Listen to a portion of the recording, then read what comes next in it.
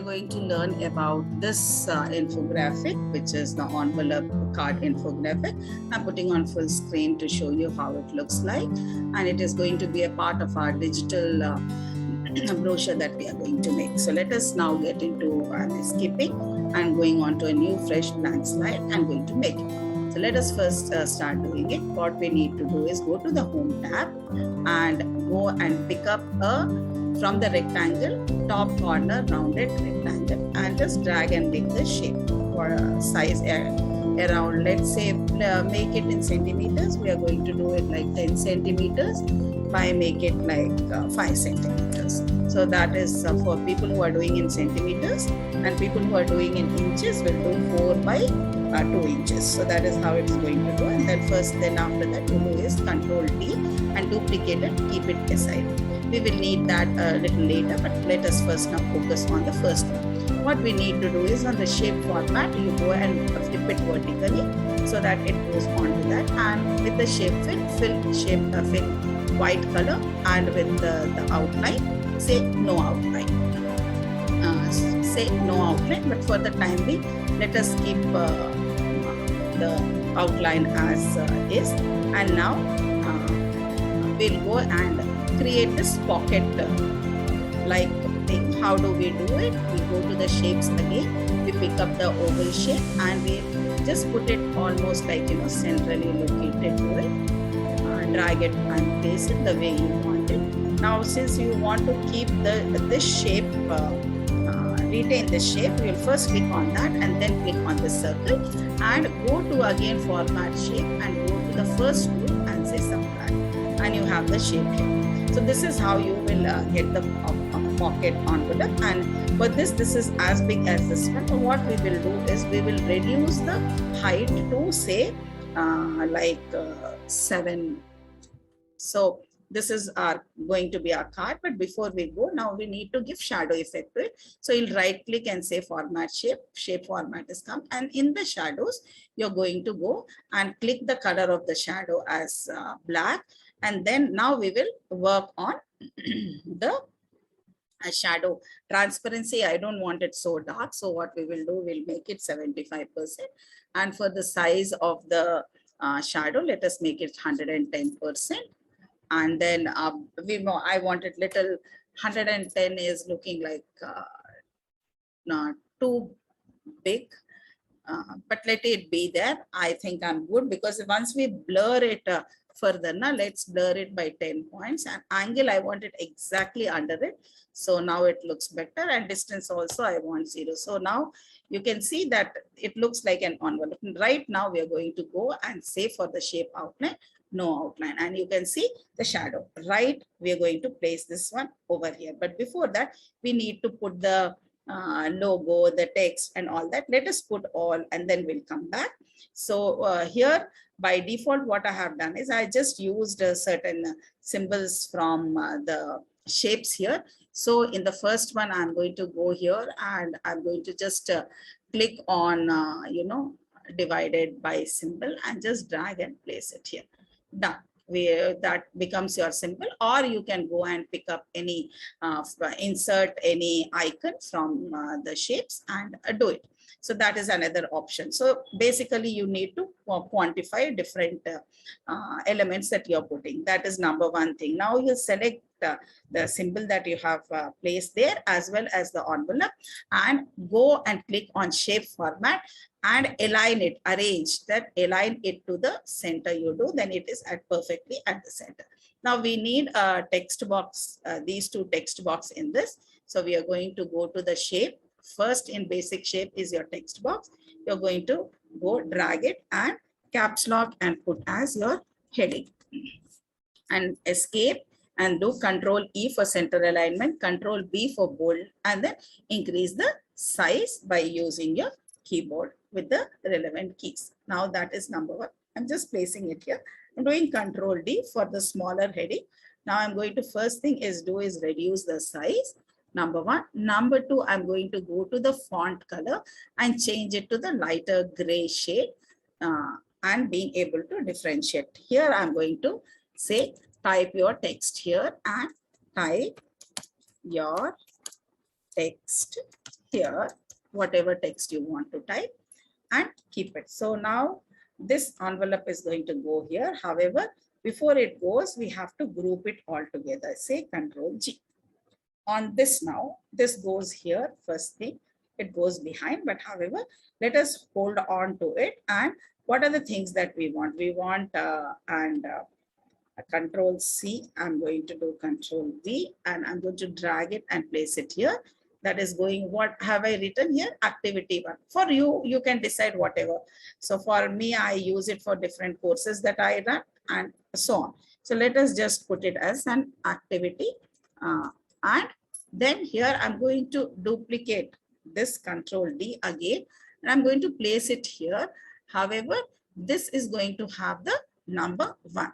I'm going to escape it and then increase the size by using the key. Now I'm going to do is Control G for grouping it, and it is grouped. Now I'm going to place it here, and I'm going to send it to the back by clicking on right click and send it to the back. It is gone, but the size of this can be little increased, so I'm going to increase it so that it fits and it looks accurate to it. Now first thing is that we need to give animation to this, because our prototype for animation also should be ready by then. So now we'll go to the animation tab, and there we will go and say fly in. That is the animation that we are going to go. I'm going to close this format tab, and I'm going to open the animation pane tab.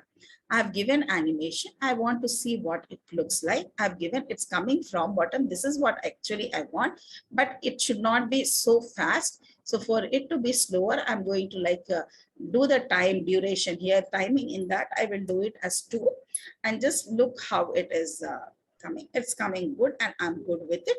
Now we'll go and insert the card. Once the details come, I'm going to insert the card, and here I'm going to insert the card and give animation to this card also, fly in.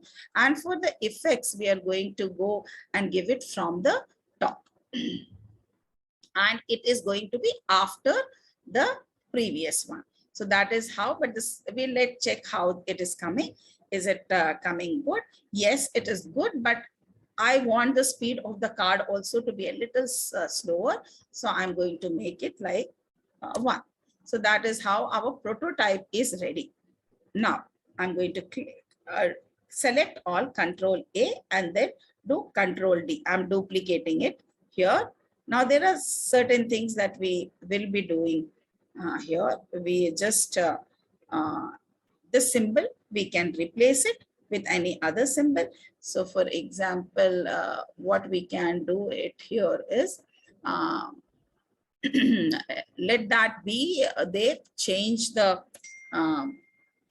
number to 2. However, we can work on the heading here, and the heading could have the color of the card that we have done, so that it looks beautiful like we have done here, and the emphasis is on the heading, and there is a format that can be. So you're selecting the font, and when you go to shape format, text fill option comes. There you will go and do the text fill, and you will either pick up the color that it is there. It is this color. You can directly click on it and do, or you can pick up the eyedropper option if it is present in your PowerPoint and click on it. Either or ways you can place the change the color. Now let us first thing click on this card and change the color of the card. So this is a shape. So we are going to fill the shape only. So you're going to select the shape because we have group. Just select the shape and fill the shape with another color. So let's pick it up this color. It's too dark, so let us pick up a lighter shade of it. This one, it looks good. Now we're going to escape. We're going to select this text, and then we are going to use the same text fill option by selecting this, or we can use the eyedropper and click on the dropper. Now, one thing that I have noticed is this outline has not been removed. So let us remove the outline, shape outline, and say no outline. Similarly for this also, shape outline as no outline. So we'll do that. And now again, we will duplicate it.